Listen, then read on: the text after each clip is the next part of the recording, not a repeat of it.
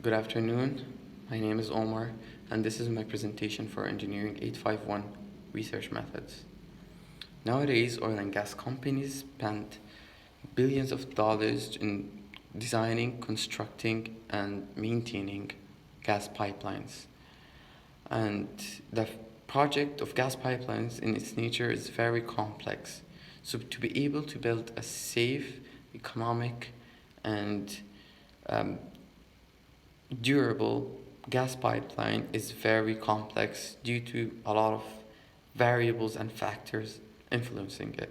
So stakeholders and clients are investing into researchers to try and develop a model or a method to try and predict the remaining lifespan of a pipeline.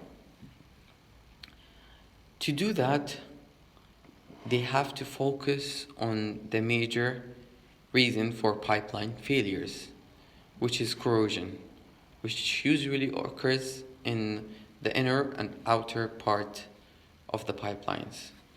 To understand that, we must study about the factors which affects or increases the corrosion rate in both the inner and outer linings of the pipelines. These are some of the factors which affect the outer lining of the pipeline: the physical structure, the composition, the water content, the resistivity, the temperature, the pH value, and the microbial corrosion.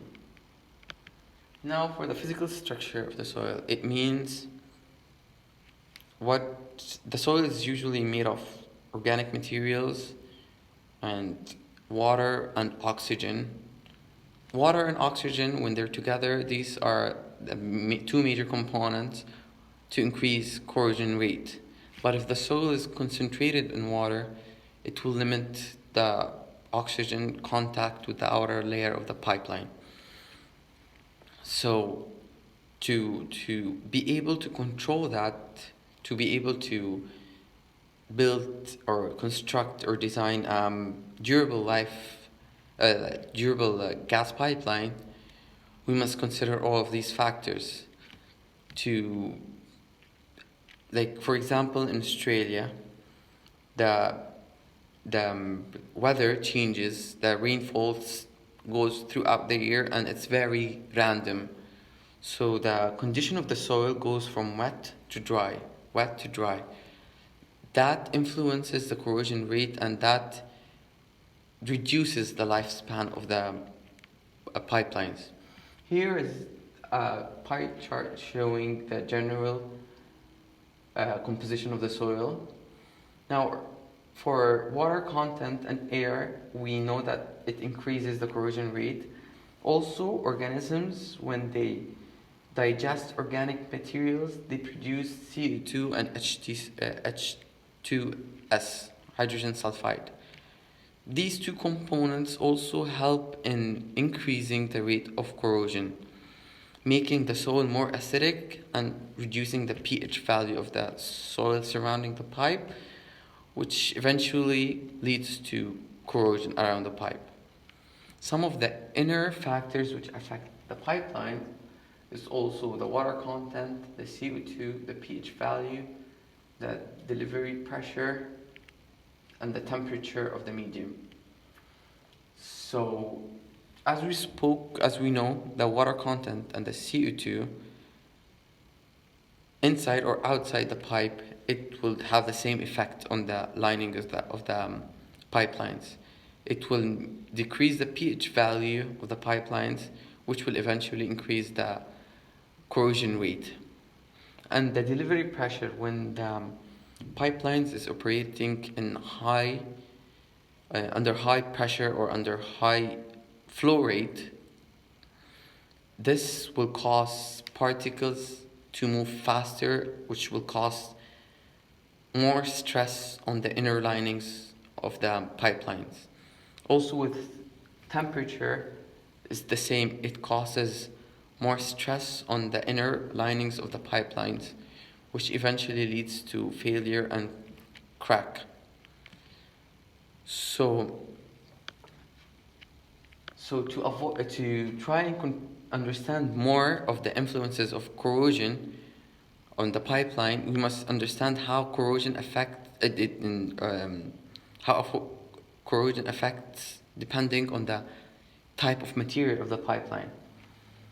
Now, to try and reduce the corrosion rate, we apply an anti-corrosion material, a corrosion inhibitor. And in general, the corrosion inhibitor is placed in the outer lining of the pipe, but it's easily damaged and it's easily removable during construction.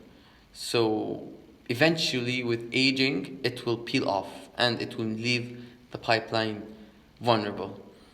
Other methods to protect it is by injecting the pipeline with anti-corrosion corrosion inhibitors. This helps in reducing the rate of corrosion which occurs inside the pipelines.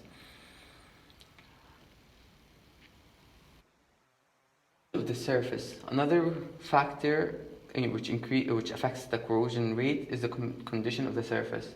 In most cases, the material with rough surface around it it's easier to get corroded than pipelines with smooth surface, because in rough surfaces the water can be easily caught and contained and captured than with smooth surfaces.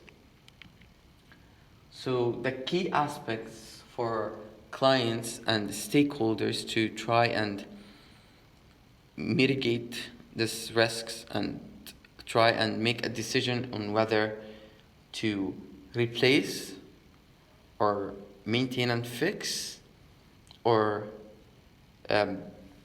keep the pipeline operating till failure are these: the cost, the safety, and the environmental impact. Now, pipelines, the cost of maintaining pipelines depends on the location of the pipeline. If it's going through a busy city or if it's going through a forest or an area which is not built yet. The safety also of the pipeline is similarly important, because if it's going through a busy intersection or near a building, it's a fire hazard. And also the environmental impact which comes along with these kind of projects are very hard to control, because usually pipelines go through long distances and usually through forests, which affects ecosystems and it introduces human activities to ecosystems, which eventually impacts it and affects it negatively. So for clients and stakeholders to be able to try and make a decision for whether to continue with the gas pipeline or replace it, a framework must be developed. And this is a sample of a framework of a software which can help managers to take a decision.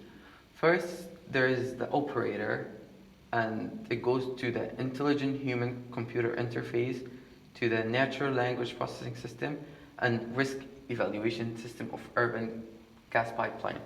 So this software is basically a collection